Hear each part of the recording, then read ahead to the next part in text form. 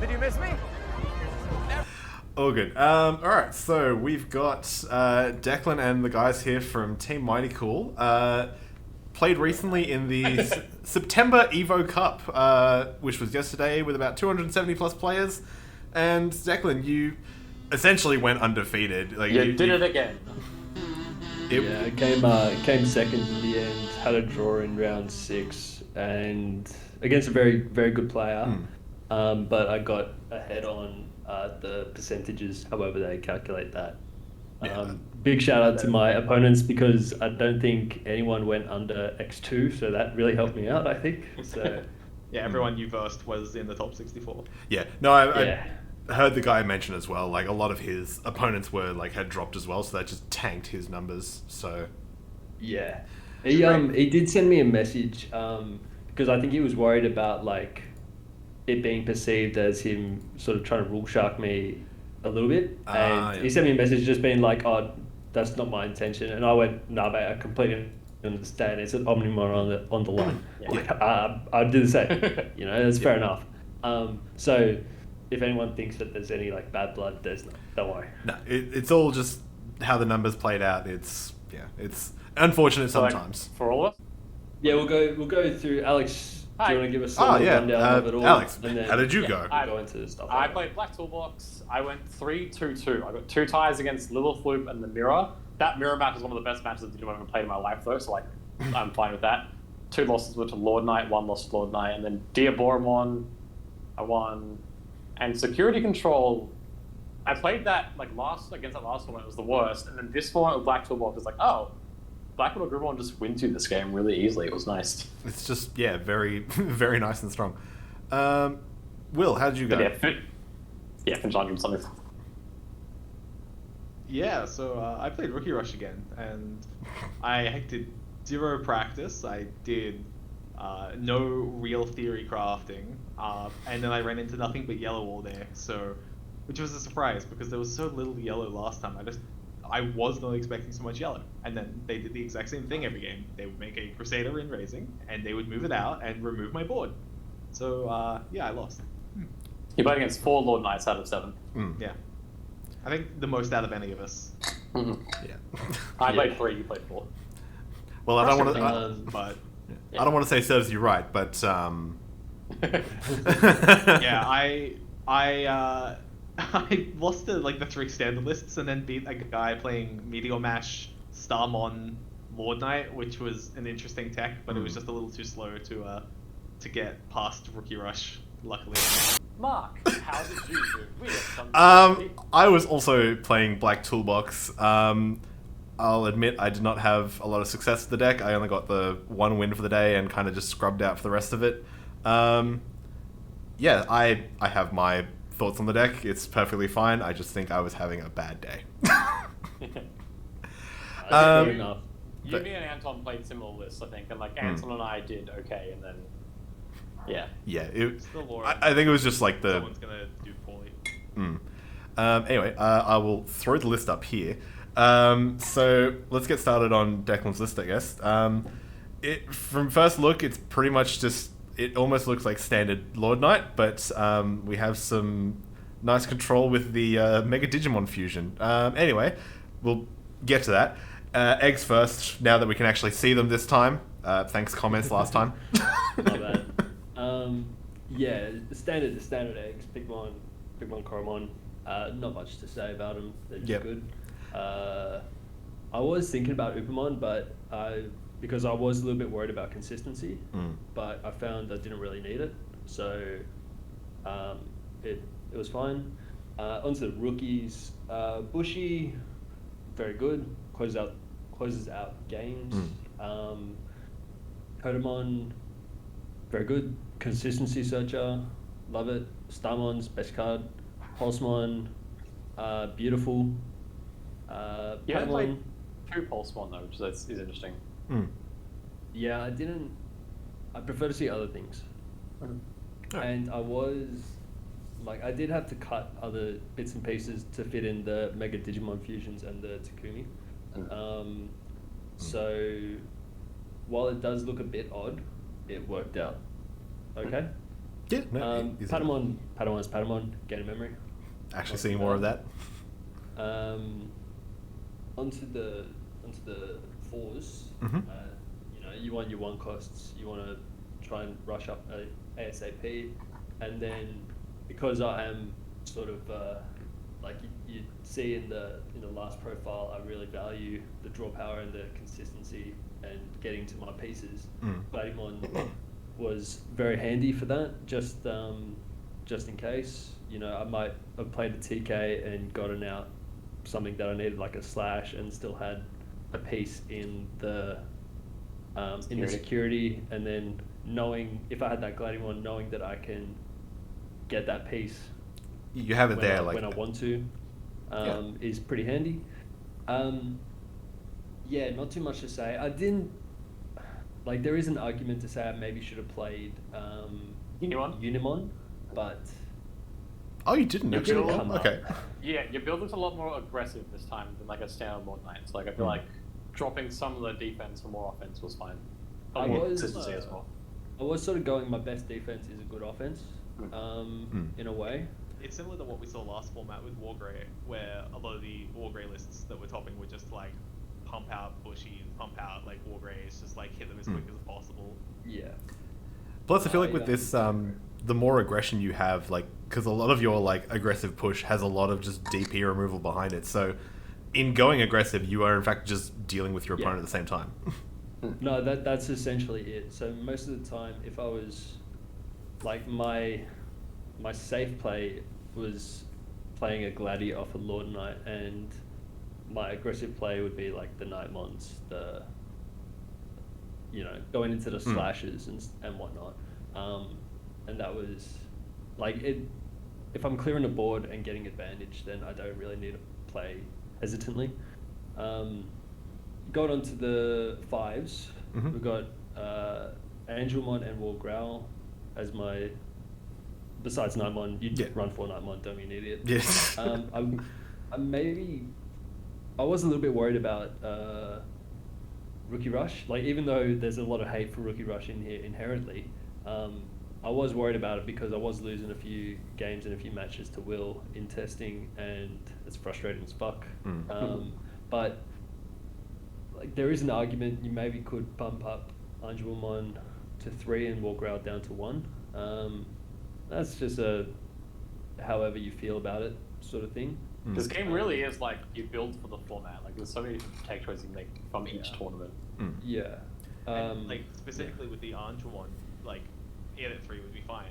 Like a lot of the time I was hitting you down. I was so worried about you board clearing. I'd either have to hit your face or just go super wide. And if I hit your face, then you just get the Anjumon, and then suddenly it'd be like Anjumon swing, Naimon, Starmon, clear a board, or Bushy win the game. That sort of stuff just kept popping up. Yeah. Yeah, it was fun to be that aggressive. And it just works. Yeah. Like, there's not much more to say. It just works. I mean, it did. It got you where you are. So many different like ways to play it. Like if I wanted to be like, well, depending on what I had, right? I could play a Gladi off the Lord Knight and then play an Anjuamon to stun something. I might not have been able to kill it, right? Yada yada yada. But then, going on to my Megas, I could chuck on a War Greymon and then pump out 2 level 3s. Yeah, it's just so much sort of. Yeah, and people will see I've got 8 Megas, and that's a lot. That is a lot, and for only having the 8 ultimates as well to go from them. Yeah, like definitely a bit scary. I was very scared. I think the winning list had a similar ratio, didn't it? It was also running 8 and 8 for 5 and 6. That was fresh. But I feel like that was Chatmon though, so it's very different. It's a very different way to play. That's a bit of a different where base. I'm cheating out 5s. Yeah. I can cheat out 5s. Rather. Yeah. Nightmon summon Lord Knight summon Nightmon is really stressful to deal with. Yeah. Oh, it is. Well, like, Shamon was just like playing 5s basically on the field. I had a point. I completely forgot. Wargrey. So obviously Lord Knight, you play 4. Flash, you could play 3. You could play 2, but I couldn't justify dropping Slash to 2. No. Like I thought it's too integral, it's too good. But I also like War Grey just to have those surprise finishes, right? Like no one's expecting a War Grey. Yeah, that's why Anton and I went to Black or Greymon Black matchup too. It's just like suddenly unsuspended and hitting 3 times. It's really good. Yeah, you got to think about how you're going to stun your opponent. Like your opponent is always going to think about what is the normal play, what is the normal play that your opponent is going to make, and that's how we all think about it. Okay, we think, okay, what is the probable play? Are they going to just go into a Lordknight, play swing, play a Knightmon, and then play Slash? It's sort of what you expect. But if you change it up a little bit, like you don't play the Lordknight, you play the Slash, and you got an Angelmon, and you just swing, and you might win that turn, right? They're not expecting you to win that turn. They might not build that necessary defense for that, okay? And the Wargrowl being able to kill something 6k or less, you gets rid of a blocker, lovely jubbly, happy days. On that, and, there was specifically like one game I was spectating you where your opponent did exactly what you're saying. They thought of the probable play. The probable play, move the Angelmon out, you throw down a Lordknight on top of it, you swing at their Lordknight. They had 2 blockers, they could block, or they had a blocker they could block, and you wouldn't really be able to stop them. I think it was a Unimon, so like you couldn't just like pick Mon, Knightmon, or anything. But then you just bring out the Wargrey, and then the Wargrey minus 6k on the Lordknight. Even if they block, it's untapped. You can swing again, and you just guarantee clear their Lordknight. They didn't prepare for that at all. It was. It worked really well. Like, I don't feel like I had the best grasp of the exact current meta, but I felt like I could, with this list, I could adjust quite well, and that it definitely showed, I think. The Spice? Chaos Mons, the Mega Digimon Fusion, the Takumis. The Spice. My idea was, look, they might have a massive board, okay? And at the end of the day, I'm still going to go Lordknight up, swing, get out Knightmon, Slash, and then I can chuck a Mega Digimon Fusion, play a Chaos, I should be able to get rid of everything, right? No, of course. Okay, and then I've still got to play. While I'm clearing my board, I'm losing the Chaosmon, yes, but I get another thing on board, and that just solidifies a game. Like plenty of times I did that play, but I also got like an Angelmon, chuck out a 3, and just played a 1-drop to put them on to 1 after I've wiped their whole board. They don't have an egg, it's just like I'm resetting you, but I'm in a really prime position to just absolutely plonk. It's a real huge tempo shift. You go from having like 5 security, 3 guys on board, 5 security, 2 guys on board, to you having 2 guys on board, they put 0 and like 3 security or something. Yeah. Blinding, amazing card. I cut a Lucamon for the second copy because, pardon me, it was just too important. Like, being able, if you don't have a TK, being able to go, all right, go to 1 to 3, play the Lordknight, yada yada yada, just make those plays. It's too important not to, and especially in the Goronia matchups, getting yourself to 3 security for the Angelmon is sometimes can be annoying if your opponent's being quite defensive, passive. It's just how it goes. Spiral Masquerade didn't need more than 1. Very good card, and sometimes you just want to chuck that down instead of playing a Chaosmon because you want to get more advantage with a Lordknight. You might not have a Slash to just chuck it on. So I thought it was a very strong card. TK's TK. Yep. Fix your hand, fix your life, move on. Easy enough. I mean, that's pretty much the deck rack up. Everyone's probably heard or played against Lordknight before, so a lot of the... Man, it wasn't the most common matchup we faced or anything. between the 8 people that were on our team playing this tournament, we played against 16 Lord Knights in total. Yeah, It was and ridiculous. Also, just a note: a big showing of green. 11 green was the next biggest shot. Yeah. Yeah, I don't understand why. That doesn't sound like how the meta should have evolved at all. That's like the thing with this game really is like micro optimizing your deck for the next meta. Like, and that changes from tournament to tournament. Like, we were expecting a lot of black this tournament because it's been topping in American stuff.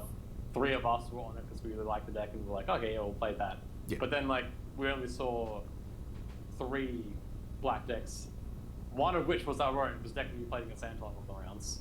Yeah, it was a bit unfortunate. We're both undefeated at that point, and it's just Yeah, like tiny amounts of purple, tiny amounts of black, lots of yellow, lots of green. Blue was non-existent. Occasional bit of one Rookie blue. Rush. There was one blue that I think Dennis beat or something. It was either that or it was my last round, which I kind of just That's right. Yeah. yeah. No one's got the skill to play Hexbell. Nah. Yeah. I mean, I don't think he was in a good spot in the format though. That's why I didn't play it. Especially if we were expecting black to DP, because like black had sort of good matchup. Yeah, like, I mean, But then yellow and green were the biggest decks that we saw at least. Maybe just we didn't see the other 20, 30 black play Yeah. well. Yeah, But we. Lord Knight, Yeah, but, if yeah, without the lists. top 8 I think was predominantly Lord Knight though. Like you were in a deck then I think. yeah. Second and third were Lord Knight. Yeah. First was Shout 1, which was interesting. Yeah. It was Big the shock. It was the also MPF. Yeah, that was. Yeah. Yeah, the BT1 Omni swing 3 times. Yeah, I mean like Evan did that against us at locals and like that was really good. Yeah, well, I mean Declan did that. I've done it as Yeah. well. Yeah. I think I won a box with that deck. Fair. It is a good deck, but I've got to try his list because I didn't have the consistency over Yeah, over 7 rounds worth of games. Like Playing a Digimon, like regular Digimon tournaments or anything, it's like the decks you expect to win. The decks you don't expect to win can still win and have still won multiple events. And Yeah. that's like a testament sort of to the deck list as well. Like I said, like similar ratio to this deck, 8 5s, 8 6s, but the 5s were all like the vanilla ones, right? Like the 5 cost to play ones. So even if you only see those, you can still do something to stay in the game. Yeah. I think as well. I Like, don't remember exactly. I remember seeing they had the +1 security. No, they had they were playing 3 Omni Sharp, 3 Lava Breeder, 2 Ground 1. So ground Okay, one's I still fine. must be remembering the Yeah. ratios wrong. I mean, plus Omni Shout technically counts as like a level 4 anyway as well. I do think Mega Digimon Fusion is an underrated card. Before sort of this format, we only really saw it in Lilith. Yeah, like I think And- Little Flip's the only deck I've seen it in like that's been competitive Yeah. until now. Yeah. I don't know about it going into the next sort of like BT6 format. Next- Like I haven't researched enough. I feel like next Yeah. format there's too much stuff that already gives you enough memory to not worry about it. Yeah. I Like think you as get well. the memory boosts, you get like I don't know, like Gulby Bond and Ugly Bond are just like how low cost to start with anyway. Yeah. Plus, it's a different beast, that format. Like we're not actually going into level 7s like too much in that way anyway. Yeah. Yeah, and the next decks are all like more tight archetypal sort of things. It's very rare that you rely on the power that a white level 7 will actually give you, Yeah. at least to like win the majority of the game. Yeah. No, of course. That's what we're predicting at least. Again, like the fact that Black got to tier 1, that Hex Black will win the event, Shout will win the event, so like there's still lots of experimenting to do with the English format. Yeah. Don't trust the Japanese meta. Yeah. No, because they've gone like such It's a whole small different sample place. sizes and Yeah. yeah. It's the same in Yu-Gi-Oh! Like in Yu-Gi-Oh! The top deck lists are just wildly different from the American and Australian ones. Yeah. etc. I haven't gone through my deck, my matchups actually, so I should probably do that. Oh yeah, we'll do the quick go through there. Yeah. Yeah, so round 1 I played a green matchup, and I was a bit nervous about green because if they're playing Buncho Sting, it can get a little bit dicey. Shout outs to Just, Jack. The Jack special. Yeah, the Jack special. Yeah, if they're It, playing Highlander Green, they have the most consistency of Yeah, so but I won that one. Rookie Rush round 2, scary. I saw to Kumi's, which was handy. He took a game off me though, so I was a bit worried. Saw another green round 3. Don't really remember it too much. Lord Knight round 4 wasn't too bad. I think I saw TK earlier, and that just it sets a precedent, so it's a lot easier to control the match. Round 5 was Anton, and